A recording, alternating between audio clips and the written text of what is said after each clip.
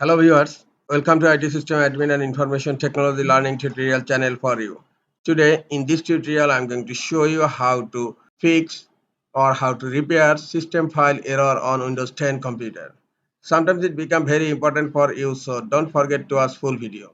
To repair system file error or Windows 10 computer, go to search, type CMD, right click on command prompt, click on run as administrator. In command prompt, just type sfc slash scan now.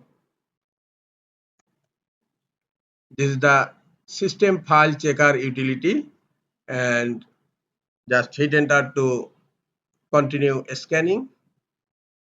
And after completing the scan process, you need to restart your computer.